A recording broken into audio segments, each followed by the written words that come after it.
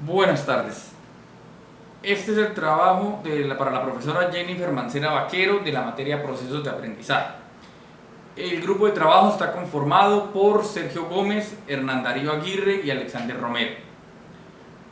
¿Qué necesita la educación superior en Colombia para ser innovadora y cómo las neurociencias pueden aportar para esto?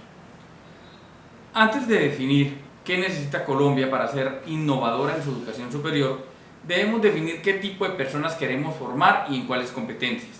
De igual forma, debemos comprender cómo el cerebro aprende y qué tipos de cambios físicos pueden ocurrir en este cuando una idea o aprendizaje ocurre. Existen muchas teorías de aprendizaje y muchos teóricos.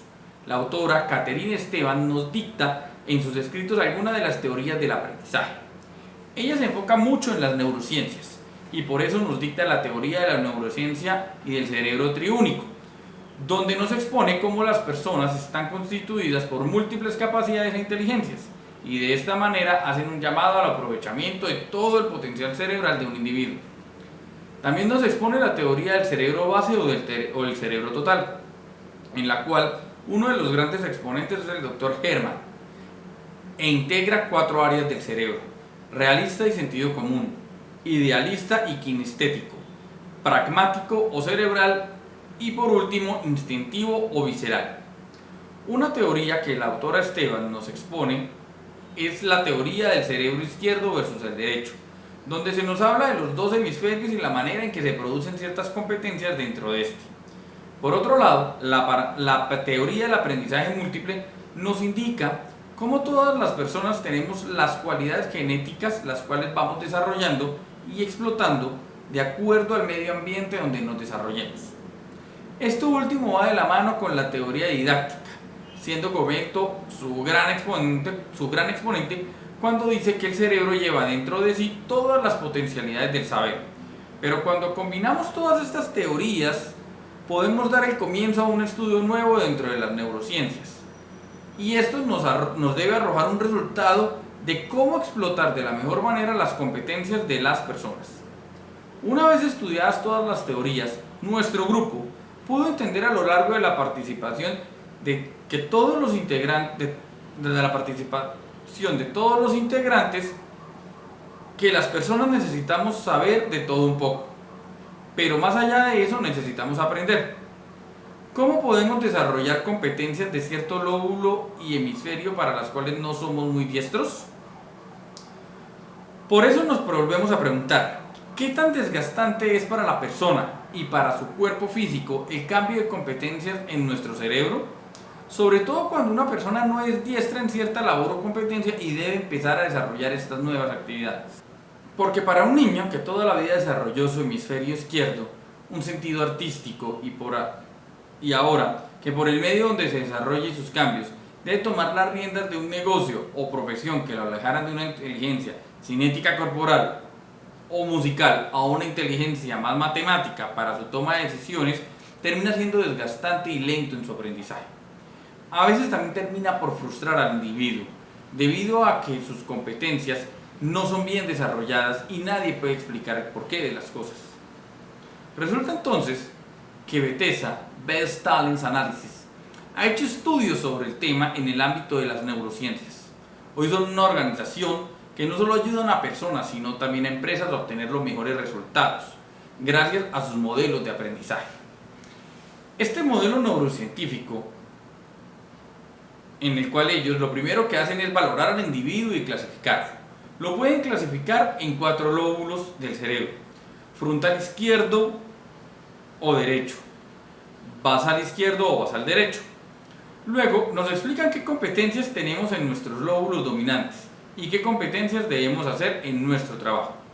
Por lo general, muchas de las actividades o competencias no se encuentran en nuestro lóbulo dominante, y es por eso que quizás hacer unas cuentas o tomar ciertas decisiones son tan difíciles de hacer, a su vez que nos acompaña de un increíble cansancio físico a final del día. Aquí podemos ver las diferentes características que cada uno de los lóbulos plantea según el estudio Bethesda. Ahora bien, Colombia necesita que las personas que lleguen a una educación superior sean capaces de procesar diferentes procesos cognitivos, que irán de acuerdo al plan de estudios de la carrera seleccionada. Pero para que el estudiante desarrolle todo su potencial, necesita trabajar sobre una institución en particular, y es la base de los primeros aprendizajes de todo individuo: la familia. La investigadora Caterina Ojeda nos señala cómo diferentes autores nos hablan de esta institución. Primero, pero es Guerra quien señala que los hogares con desventajas sociales disminuyen la actuación cognitiva del individuo. De esto, Vázquez también afirma que la educación se afecta cuando existen crisis familiares. Entonces, basados en este ideal, Colombia necesita, en primera instancia, mejorar de una manera impresionante su tejido social y volver a que la familia sea un núcleo social por excelencia, sin importar su estrato social. Siendo así entonces las cosas, nuestro grupo considera que la construcción de un tejido social se debe rediseñar, siendo más incluyente con la madre trabajadora, porque en el hogar no recae solamente en los hombros de una madre, sino también en el padre, abuelos, tíos y demás. La economía y los tiempos han cambiado y han insertado así a la mujer en el rol laboral, el cual ya no tiene marcha atrás.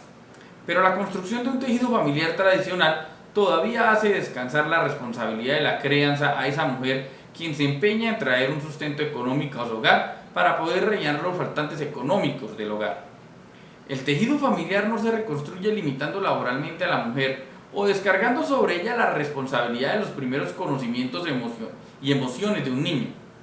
El tejido social familiar se reconstruye con políticas laborales que apoyen a la mujer en su papel de madre cuando no tiene un apoyo estable de una pareja quien le aporte en lo económico y en lo social.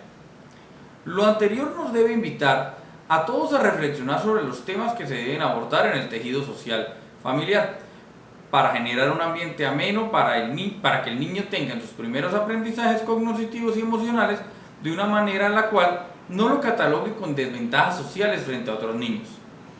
Estas reflexiones deben abordar la violencia doméstica, conflictos conyugales e intergeneracionales, así como la incomunicación. Esto no lo da la autora Juanita Henao Escobar en La construcción de un tejido social en Colombia.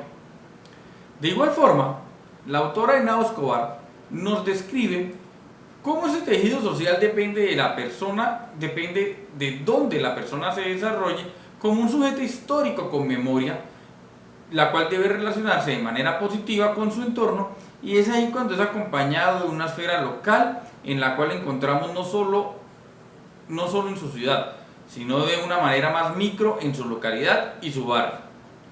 Dejando esto evidencia que el Estado debe trabajar de una manera muy fuerte en ámbitos familiares y en los medios donde el niño se desarrolla, porque el medio ambiente en el que se desarrolle no solo dará las pautas del comportamiento básico del individuo, sino que acompañarán los conceptos del aprendizaje múltiple, donde nos indica que todas las personas tenemos potencialidades genéticas que se desarrollan de acuerdo al medio ambiente, experiencias y educación.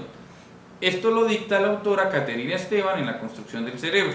De igual forma, la escuela, quien hace parte del proceso formativo del individuo, es parte fundamental y no solo de la formación, sino también de la educación de la persona.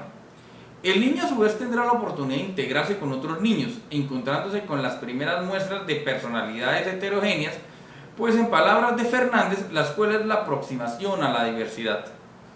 Piedad Ortega Valencia, en su escrito Una cartografía sobre la escuela en Colombia desde la perspectiva de la pedagogía crítica, nos dicta una serie de demandas de la escuela en Colombia con la cual se construirá un tejido social sano. Estas son: la formación en derechos humanos, la promoción de una sexualidad segura, prevención sobre el consumo de sustancias psicoactivas, cuidado del medio ambiente y un tratamiento de la violencia en lo intrafamiliar, social y escolar, la incorporación hacia la democracia, la convivencia y la ciudadanía en el currículo y las estrategias para la resolución de conflictos, la inclusión de los niños y jóvenes en riesgo social y población en condiciones de desplazamiento y en situación de discapacidad. El desarrollo del cerebro entonces necesitará de dos instituciones muy fuertes. La primera es la familia, como un núcleo familiar sano donde se pueden dar las primeras etapas de conocimiento por parte de los padres en el ámbito de saberes como las emociones y primeros conocimientos, y la segunda es la escuela, donde los maestros darán otros saberes a los alumnos y éste aprenderá a desarrollarse en un ambiente muy diferente a su entorno familiar, donde tendrá que despertar sus relaciones y competencias de aprendizaje. Nuestro grupo ha concluido entonces que más allá de los saberes que se desarrollen en el temario o currículo de un grado a otro, el Estado debe garantizar un medio ambiente sano, donde el estudiante pueda despertar su inteligencia multidimensional y potencialidades genéticas propias de cada persona. Esto influenciará de manera directa en la pregunta que estamos tratando de responder: ¿qué necesita la educación superior en Colombia para ser innovadora y cómo las neurociencias pueden aportar? Una vez en Colombia podamos contar con un ambiente amigable de aprendizaje, donde los niños puedan desarrollar sus competencias de manera homogénea, sin importar su estrato social, podemos contar con las estrategias de aprendizaje y los cambios físicos que ocurren en el cerebro cuando un individuo aprende. La investigadora Caterina Esteban nos ilustra sobre las diferentes estrategias de aprendizaje en las cuales son dictadas en las escuelas y empresas. En su trabajo nos describe el método desestabilizador, el cual una persona dicta un conocimiento y se le da la instrucción para que refute y contradiga, basándose entonces en una larga investigación al respecto de ese tema. Por otro lado se encuentra la mayéustica, en la cual se realiza una pregunta que se debe responder. También encontramos la síntesis en la cual se encuentran los resultados previos a un análisis dictados en forma teórica. Y por último encontramos el pensamiento hipotético deductivo, en el cual tendremos que pensar sobre las respuestas, sobre las posibles respuestas y no solo las reales. Dadas estas cuatro estrategias o fuerzas que dinamizan el pensamiento, la investigadora Esteban nos dicta el aprendizaje colaborativo bajo el esquema del seminario alemán. En esta ocasión se delega a un grupo de trabajo con diferentes actividades y responsabilidades que ayudarán a la creación de conocimientos y saberes.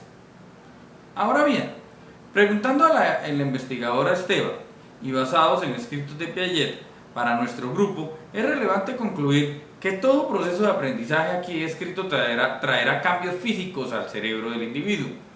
Estos cambios ocurren a un nivel neuronal y se dan cuando se genera una idea o se resuelve un problema. Nuestras neuronas, que no tenían conexión entre ellas, se van interconectando en esa superautopista neuronal de la que está compuesta nuestro cerebro. En una pequeña entrevista, la escritora Caterina Ojeda tuvimos la oportunidad de preguntarle lo siguiente: ¿cree usted que la generación de una idea puede hacer algo más que darle vueltas a un tema en la cabeza hasta tomárselo en serio, como lo afirma John Dewey? La respuesta es sí. La generación de ideas parte de procesos cognitivos o psicológicos de pensamientos básicos, tales como la atención, la motivación y la percepción, hacen parte de los procesos superiores de aprendizaje y de pensamiento, o sea, ideas. También tuvimos la oportunidad de preguntarle a la doctora Caterina: ¿cree usted que a medida que uno genere ideas o soluciones, las neuronas pueden generar nuevos conectores entre ellas? Sí, responde ella, creo en ello y en esa sinapsis. Y eso se debe a un cambio físico en el cerebro en el momento de la generación de una idea. Es por ello que llamamos ahora programación neurolingüística. Ahora bien, nuestro grupo concluye entonces que las neurociencias pueden dar una ruta de trabajo al gobierno para que construya un tejido social que fortalezca las dos instituciones formadoras de conocimientos y emociones, la escuela y la familia. A su vez, si el niño crece con estos ambientes sanos y sin desigualdades sociales en lo que respecta a estas instituciones, sus procesos de formación de valores y saberes se desarrollarán para que en su etapa adulta puedan empezar a forjar conocimientos aplicados a aquello que le va a dar su sustento diario y su desarrollo pleno, un trabajo. Ahora que entendemos cómo la neurociencia explica el porqué de los ambientes sanos para el aprendizaje, tendremos que preguntar: ¿qué quiere enseñar la educación en Colombia? Sin duda alguna, querrá enseñar las nuevas competencias laborales que se están dando y las que se van a dar, así que debemos preguntar a la industria como generador de empleo qué competencias necesita, qué puestos de trabajo se van a crear y para cuándo. Definitivamente, Los saberes de la educación superior deben ir sincronizados con la industria en Colombia. Ellos, la industria, como generadores de empleo son la fuente primaria de lo que van a exigir a la mano de obra calificada en unos años. Y ellos, de igual forma, ya tienen planteada su ruta de trabajo, su misión y su visión. Por lo que trabajar de manera sincronizada entre el Ministerio de Industria y Comercio, Agremiaciones Económicas y el Ministerio de Educación no es sino una fórmula a la pregunta de lo que necesita la educación en Colombia para ser innovadora.